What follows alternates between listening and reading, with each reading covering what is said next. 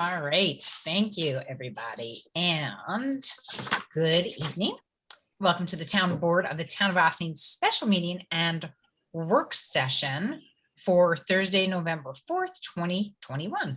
Please rise and join me for the Pledge of Allegiance, and please remain standing for a moment of silence in memory of Blanche Worthy, who passed away last week at the age of 93. I pledge allegiance to the flag of the United States of America and to the republic for which it stands, one nation, under God, indivisible, liberty and justice for all.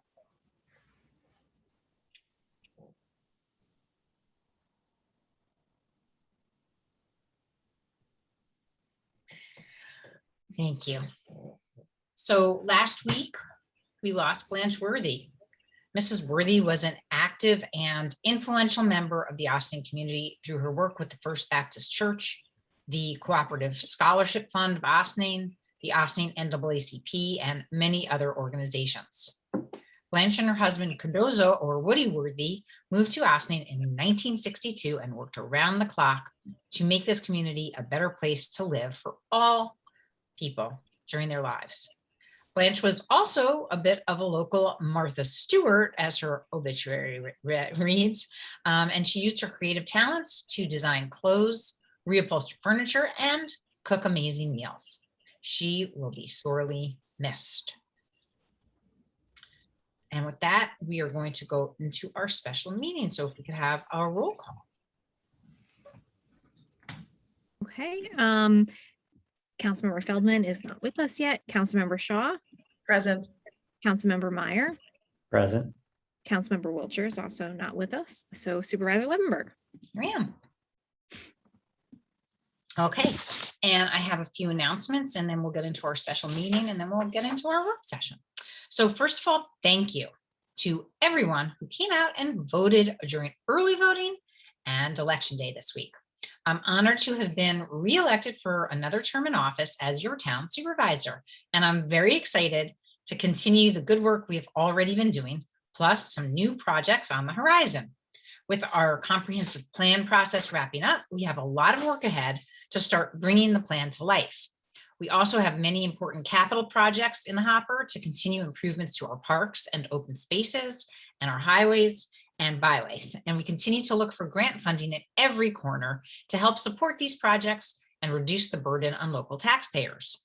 There's much, much more to come in our efforts to make Austin a more equitable and sustainable community.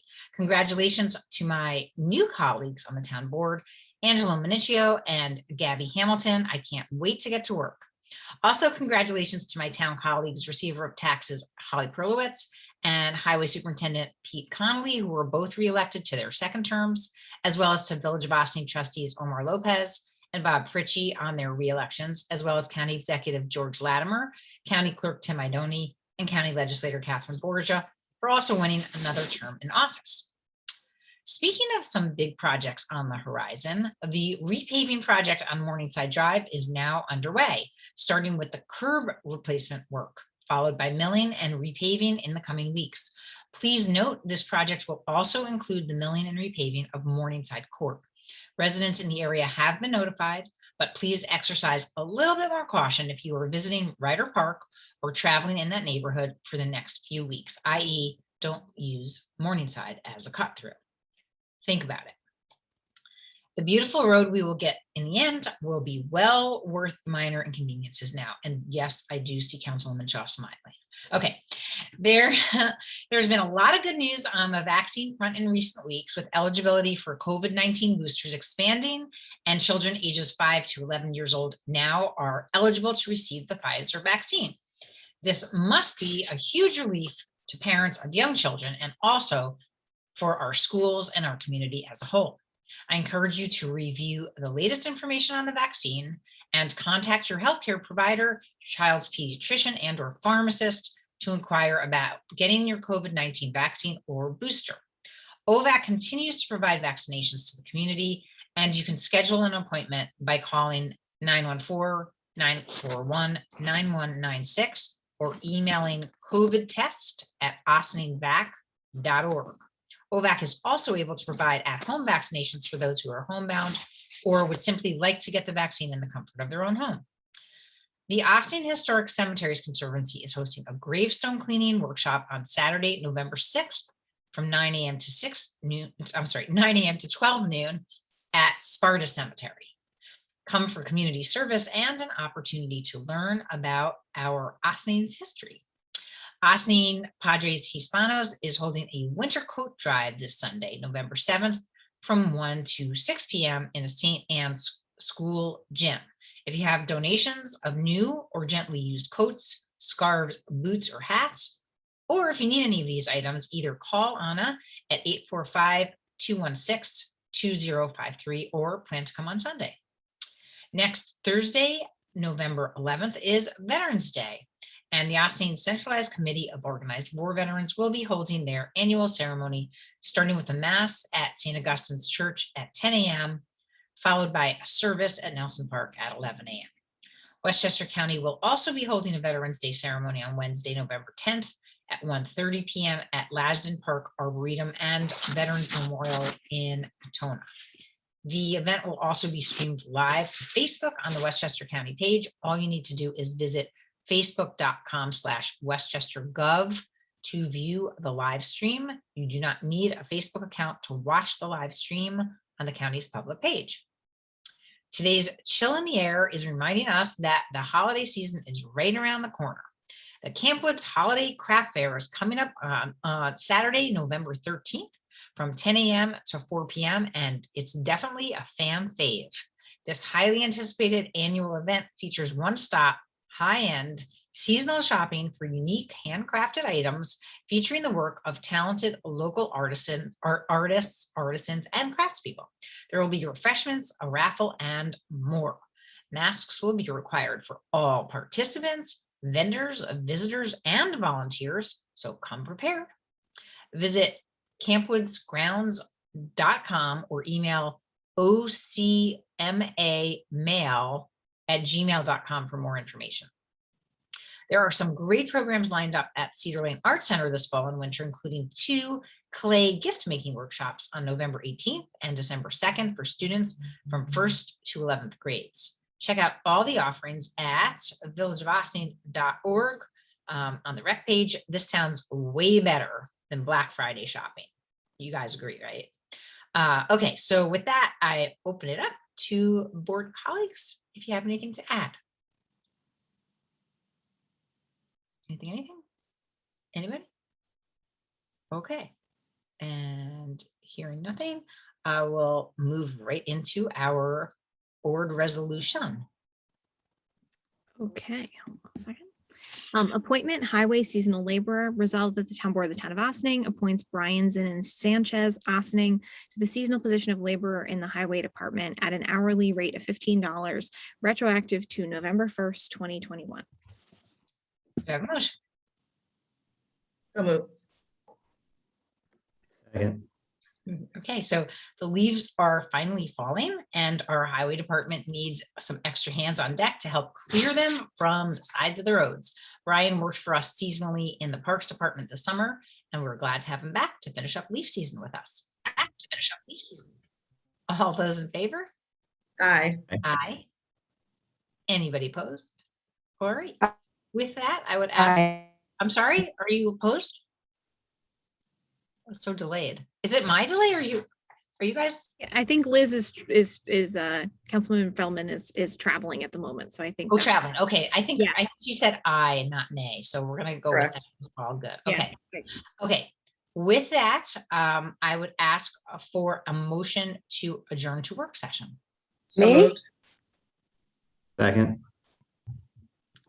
All those in favor? Aye. Aye. Councilwoman Feldman, you good? Okay, we're going to say yes with that.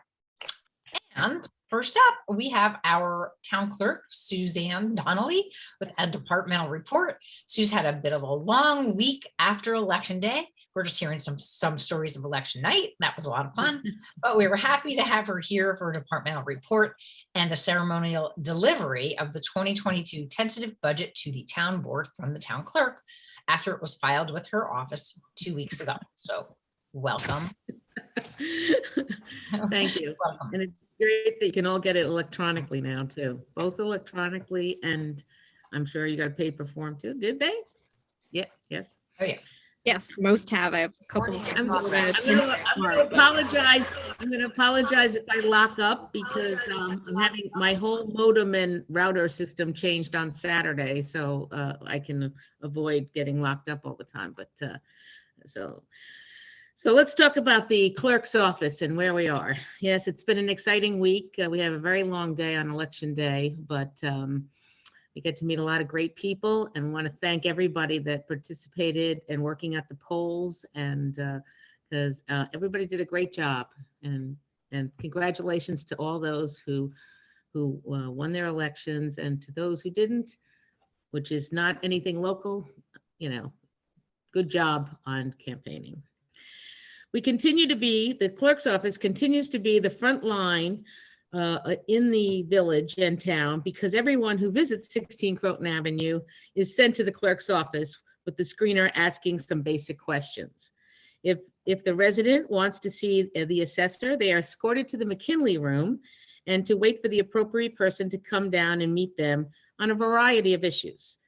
The screener also calls up to the town tax office when requested.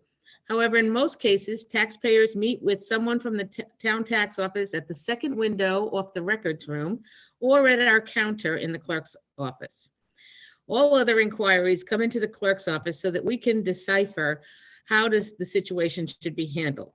Most of the time, it's the village finance department, because the continuous rotating water bills, the on-street parking, and the questions about their tax bills. How is this possible, you may ask?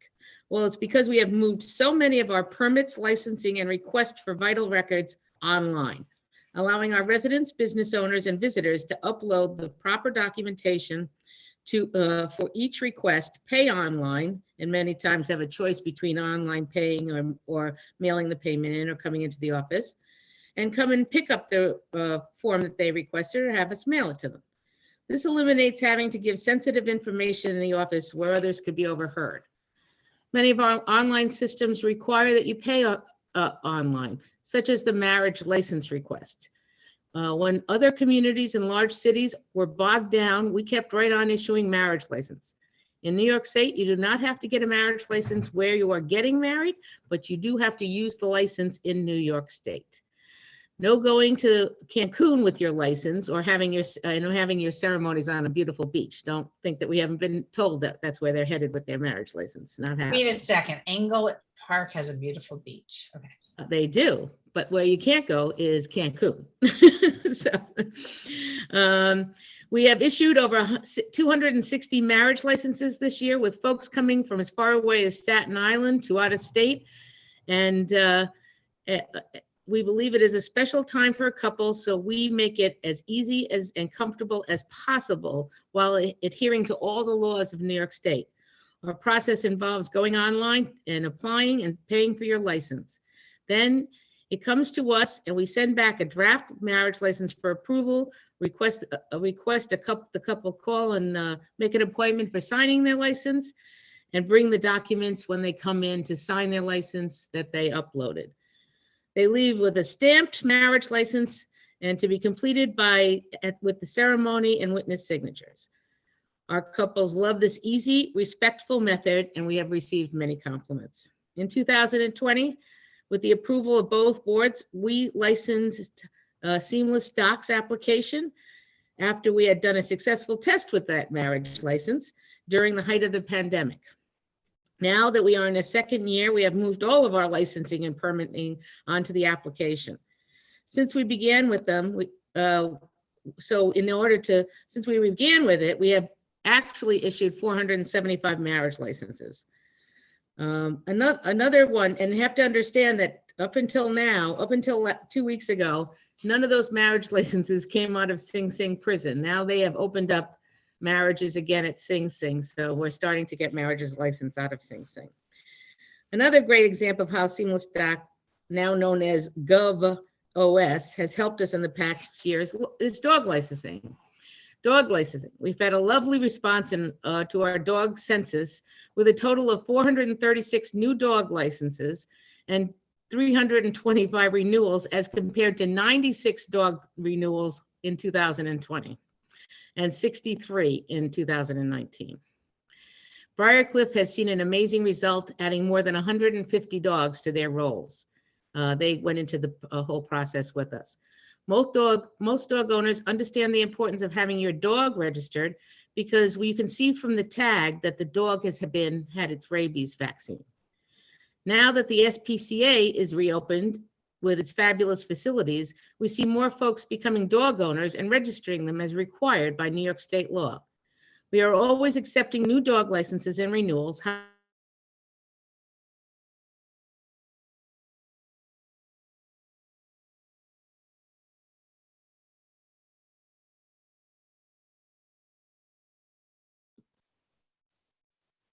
Can everybody hear Sue, or is it just me? Nope, Example, can't how- hear her. There we go. She's, Oh, I'm You lost- back. yes. Okay. A tiny bit. Were we still talking about dog licensing? Yes. All right, we just want to make sure everybody understands that you should register your dog as soon as possible, but you will still get, at the end of April, a renewal notice for the June 2022 to May 2023 year as per town law. A perfect example of how the system works just happened this morning. A resident on Croton Dam Road called to say that a dog was in her yard and his dog tag gave our office number. Instead of calling the police right away, we called the owner and he headed over to the address. The dog in the meanwhile had gotten a little scared and had bit at the resident on Croton Dam Road. And so we called the owner when we called the owner to tell him it was the owner was on his way, excuse me. The important fact is that we all know that the dog has his rabies shot. The only way you can get a license. Reassured this resident while he waited for the owner. Part of our service is also for temporary and permanent 5-year handicap tags for all those who require them. These are only issued with the signed form from a doctor, which is completed by the applicant too. The tag is attached to the driver's license, no matter if they drive or not. Every recipient is told to bring the tag with them if they move from car to car. Only one tag is given out per permit. We have given out hundreds of both temporary and permanent tags, and everyone, I lost a page. And everyone is excited about doing it, but they're doing it well. I lost a page of my report. That's okay. They're registered in the BAS system, so we can access the tags too, if we need to, if you lose your tag. Speaking of the BAS system, this is our BAS system that we do all of our reporting on and everything, which is under the Edmunds umbrella. We have spoken to different folks over the past year and a half about their plans for the BAS product. We have yet to get a satisfactory answer because BAS is a DOS operating system with a GUI interface. It's very old and difficult to work with, which is extremely old. We will continue review with what Edmunds intends to do with their product while we look for other clerk office software during the calendar year 2022. Because we have the ability to do this, one of the things that we started looking at too is because of the computer issues that we've had over the last month or so, we were looking for different ways to backing up. And one of the perfect ways to keep our backup system is Laserfiche. And so when we started talking about what release of Laserfiche we were on with the people, and I sent Martha, the deputy clerk, to some classes on it, we realized that we were very far behind in our product releases.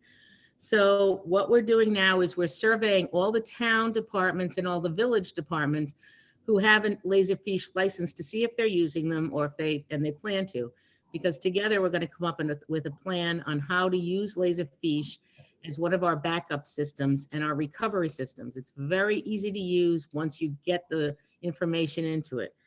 Many years ago, when I was a trustee in the village, we had many documents scanned in by a company to Laserfiche to start it all off.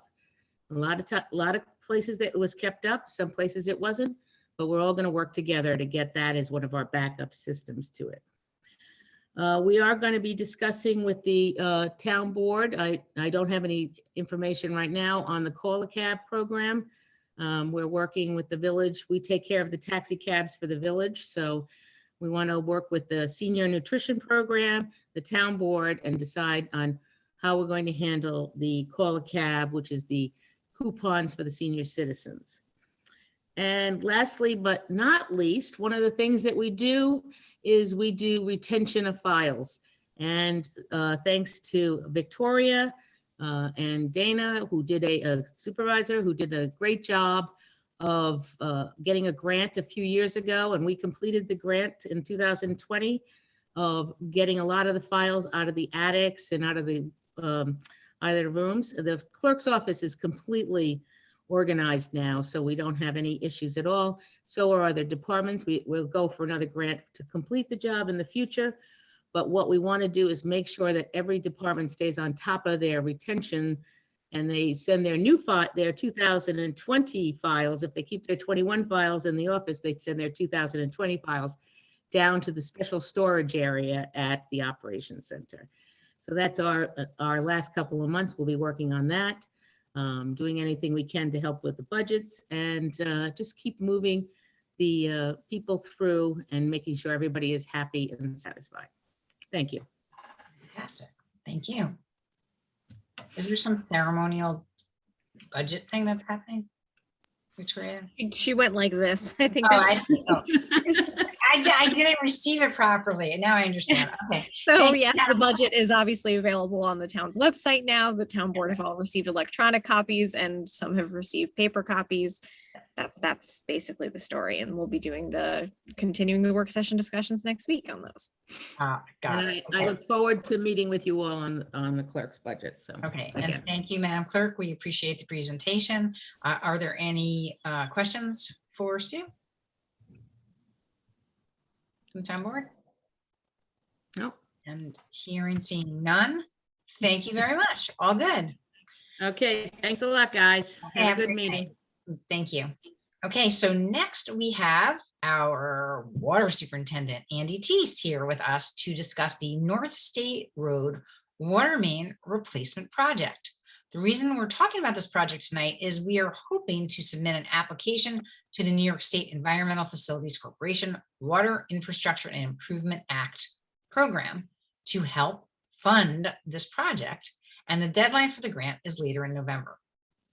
Before I turn it over to Andy, I just wanted to note that according to our intermunicipal agreement with the Village of Ossining, water main replacement and repair is the responsibility of the village. However, we recognize that any grant funding we can obtain collectively on behalf of the water ratepayers benefits everyone, especially on a large multi-million-dollar project like this one. So additionally, according to WIA rules, that's what the grant program is under, the municipality where the project is to be located is the entity that needs to be the lead on the grant application. As such, which is good because I'm pretty sure the village is using the grant opportunity to apply for some other stuff, which will also benefit the water fund ratepayers. So the town board is going to need to approve a couple of resolutions before the grant deadline, authorizing the grant to be submitted and indicating the match to be funded by the water fund. We've also requested the village board do the same. And now that I've given you that explanation, I shall turn it over to Andy to speak on the project itself, and then we'll open it up to the board for any questions or comments on the overall scope of the project or the grant process. Good evening, everyone. It's a very important project. We've had, it's a water main that's over 5,000 linear feet in distance between Chappaqua Road and right to the Newcastle border. I believe the water main was put in before the 1950s, and basically every winter we have between 3 to 7 breaks, water breaks on that particular area, which, you know, affects the businesses, and it's not a pretty picture. We've alleviated some of those issues in shutdowns by adding valves through the last couple of years. So you can isolate a smaller section, but it's not the ultimate answer. like I said, it's 5,000 linear feet, and the scope of work would be to put bypass piping, so above ground piping, sort of like what we did on, not sort of, exactly like we did at McCarthy Drive, where you can feed those businesses above ground. And then you would remove the existing water main that is in that section, and we'd probably break it into certain phases so it's manageable. You would install a new water main in the same trench with better bedding, better backfill, and then you would tie in the businesses as you go. The original scope was close to 6 million. But as we've tightened up the numbers and we've looked at most recent numbers that have come in on other jobs, I had the engineer who we use for our water mains send us an updated engineer's estimate. It came in today at 4.7 million. Originally it was 6 million. And out of that, it's for construction management and mostly engineering costs is 749,000. That's in that number. And with that, we did put in a contingency allowance of 10% in that total number. So it's a lot of money, but it's very important. I know we are, looking to build that water filtration plant and to go out to bid within the next 2 months. But this is really important. So. Do you have the actual breakdown of what the match would be, or Victoria, maybe you have it? Yeah, I do. So the way that this grant program works is that the grant program will reimburse you for 60% of the total project costs, or $3 million, whichever is less. So I think when we initially shared this, if we were looking at a $6 million project, we would only be able to get $3 million. But because of the reduced cost, we're now looking at a grant request of a little over $2.8 million, which is 60%. And the match is going to be close to 1.9 million. So that's significantly reduced from what we thought previously. And again, as the supervisor mentioned, the water fund would be the one contributing to these costs. It is noted in the capital plan for the water fund. So, there's going to be a couple different resolutions and things that we have to document to show how all that's going to work. But we're hopeful that both the town board and the village board will be supportive of this, and we can easily document that for the grant. All right, so since these things usually run over in their costs, wouldn't it be more prudent to go a little higher with the grant? I'm pretty sure there's contingency built into that. Is that not right? Yeah, we have 357,000 in contingency. So that's where we're at. The engineer who did this, Maganaro Engineers, they've been updating this for the last 2 years. This has been on our radar for about 3 years, and feel pretty good with their numbers. Let's see, you don't know until you go out to bid, but in the meantime, the most we can get is 3 million. So we have, let's go for the full 3 million and see if we get it. And then anything funded after that would be out of the water fund. Okay, well, that makes sense. If it's 60%, then we can go for the full 3 million. That's the most important part. Okay, that was my question, is aren't we going for the full amount? Well, we're going to have to designate what the cost of the project is to show that 60% is 3 million. So we may have to work on that a little bit. Yeah, I mean, we could put 15, it's a good point, that we could put 15% contingency, and it would bring that number up to be a full 5 million, so that you have, the full 3 million because it would be 60%. So that's a good point. Yeah. And Yeah. just that materials don't go down, and at least lately, and delivery, I mean, things are kind of crazy trying to get materials. I'm just having a hard time picturing the number going down. Yeah, no, it's we've reduced the scope a little bit, but yeah, like we're going through that now on the water main project underneath Snowden Avenue Bridge. It's more than what's expected, and so yeah, but that's dealing with MTA. It's a different issue. The bypass piping, using the existing trench, we're going to have very little rock removal, because if there's already a water main there should be hardly any rock to be removed. So originally we were looking at putting it into a different trench, but it's more cost effective putting bypass piping. So, okay. Thank you. Any other questions for Andy for Victoria? One more question. You said you scaled back the scope. What did you cut out? Putting the pipe into a different trench. Okay, so not then any linear lane. No, so you would have, you wouldn't have the unknowns of hitting rock, and there's rock everywhere there. Oh, yeah, And I live that's- here. Yeah. Thank you. Other questions? Okay. Well, how long do we anticipate the project will take from when they break Days, ground? days of construction, I do not have, I knew it 2 years ago. I don't know off the top of my head. Okay, I believe it was one full season. I think it was like 200 something days, but don't hold me to it because it's a lot of pipe. It's 0.9 miles. Yeah. So I can get that for you guys. okay. But theoretically, it wouldn't start until, It's not going to start for a while because we'd have to just going through the grant process for the Right. plant, that 3.1 million, you're talking a year out anyways. But in the meantime, we will still, add valves as we need to on the laterals to try and keep the isolations down and not affect the businesses. And we'll just move forward with this. To me, it's very important. absolutely. I mean, that's your business district and it's key. So, Thank you, we agree. Yeah. All right. Awesome, thanks so much. And if nobody else has any other questions, I'm going to say thank you to Mr. Cheese. all right. Thanks. Have a good night. You too. Have a good one. Take care. Okay.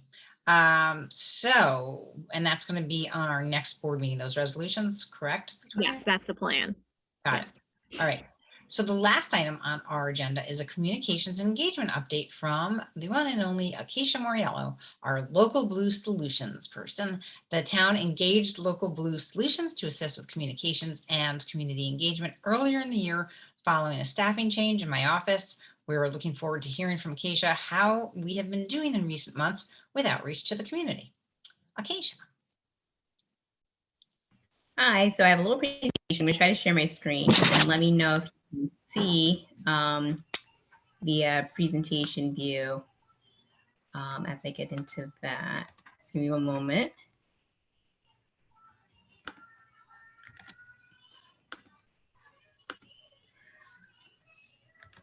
All right, can everyone see? Actually, going to go back. Can everyone see the slides on the screen? Yes. Because I switched back so I can see you guys, but I don't see the slides myself. Okay, cool. All right, so brief communications engagement update.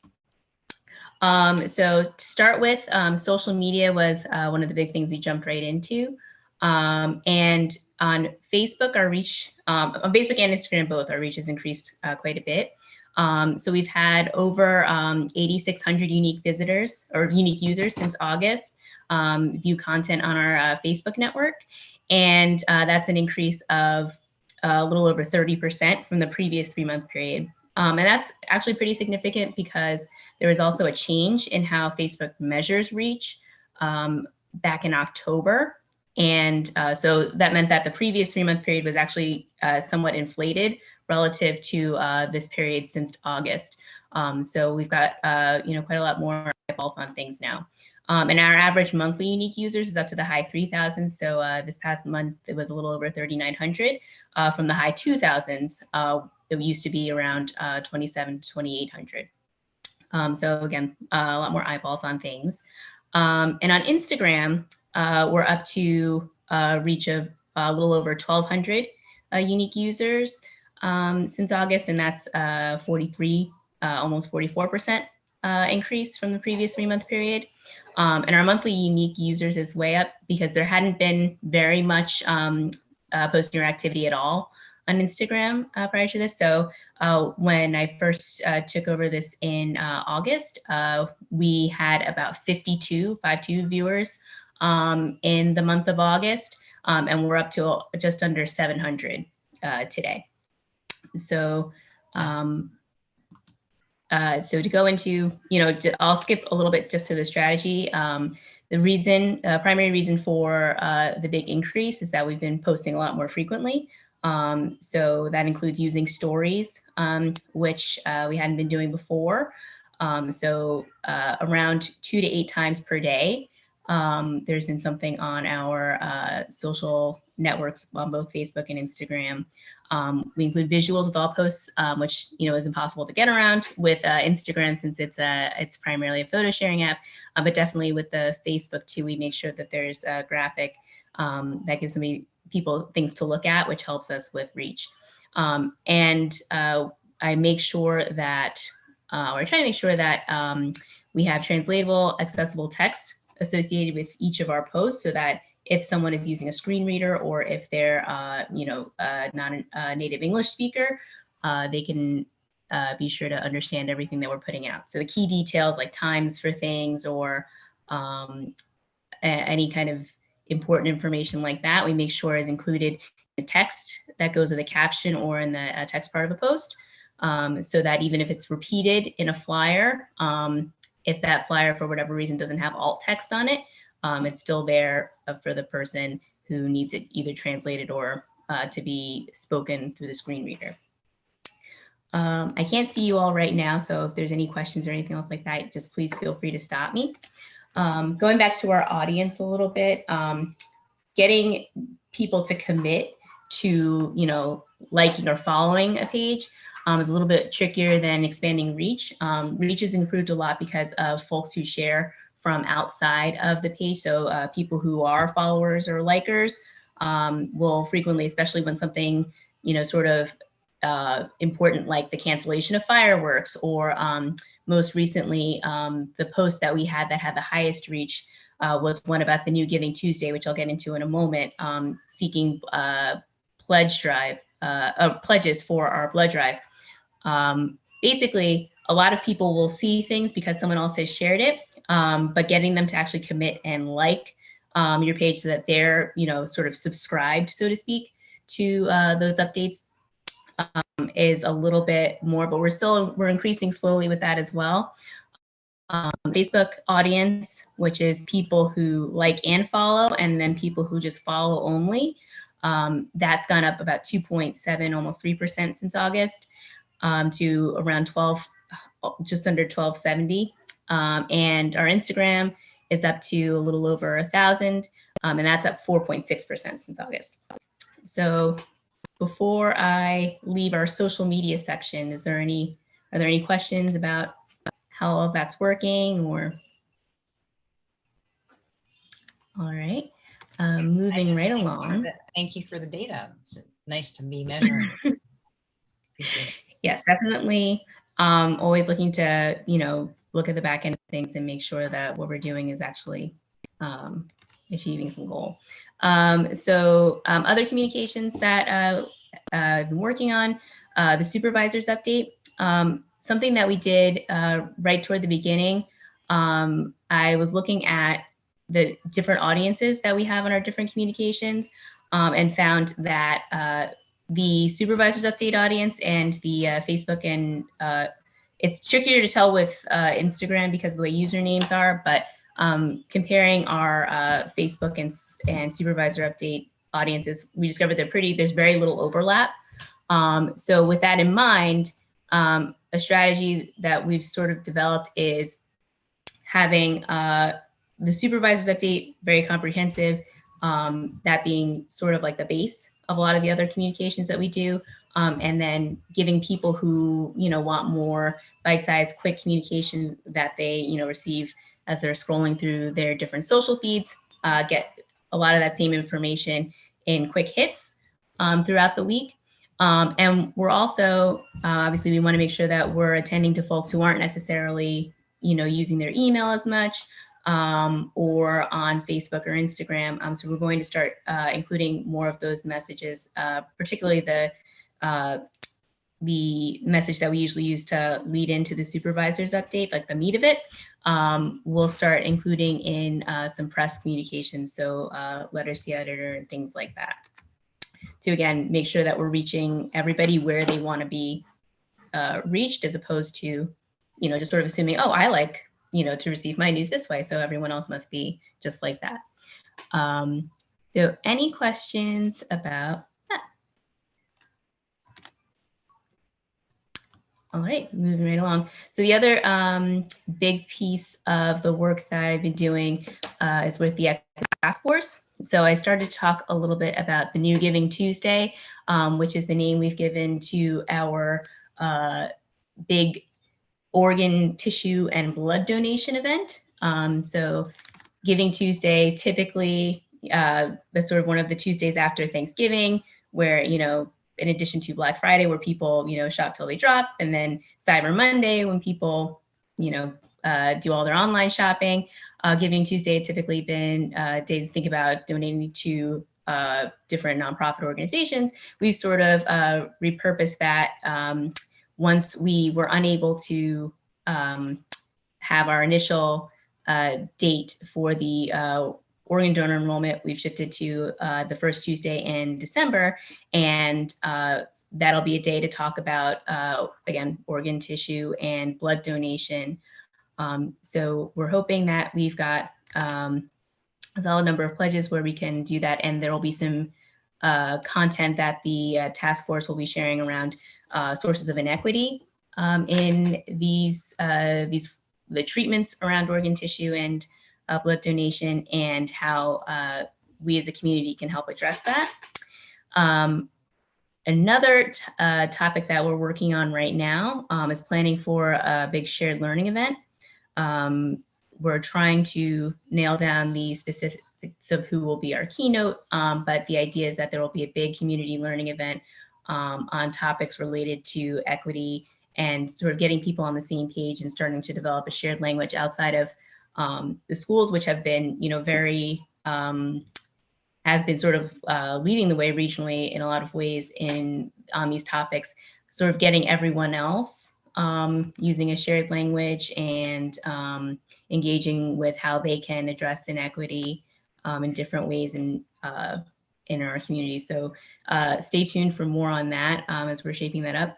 Something that we're definitely sorting out now that we have more administrative support for the task force is figuring out how we can work together. It's very difficult to get a group that large all in the same room at the same time. So we've got a new listserv, and we're looking at working with the executive committee to think about how we can maximize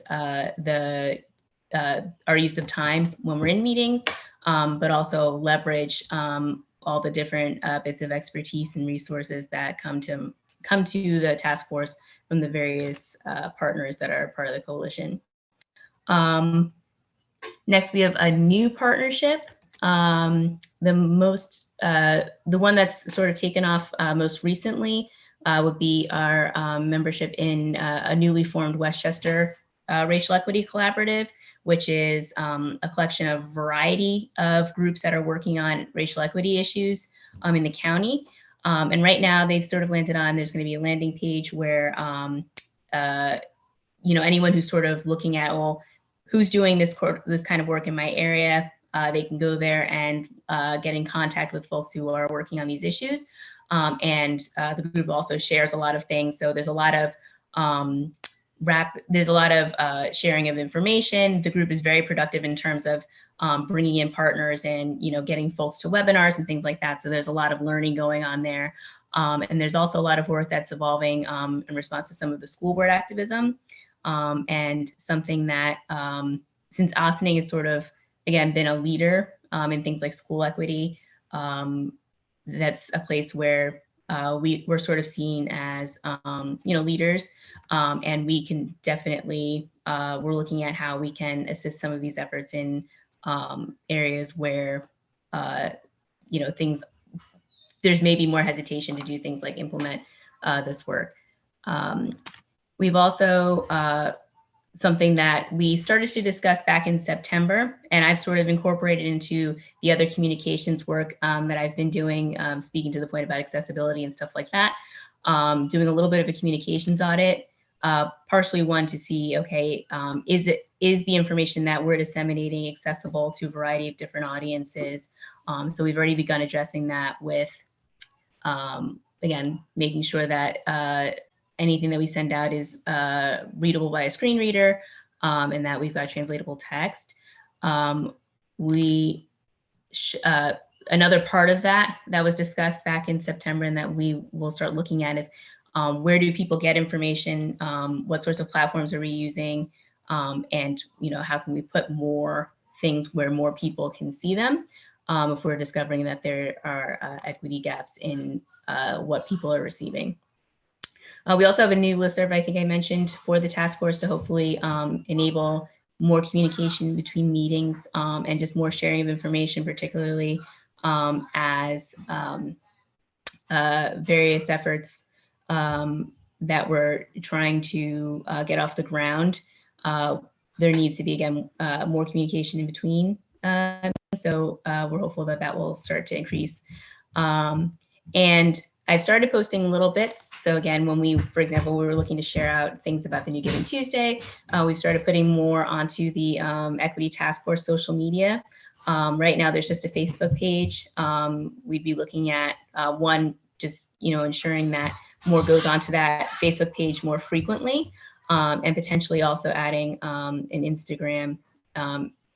Since again, Instagram tends to include a younger demographic, and by younger we really mean millennials, not necessarily just Gen Z. There's some Gen Z, but we don't have the time for like a TikTok, which is where they'd really be, but definitely making sure that our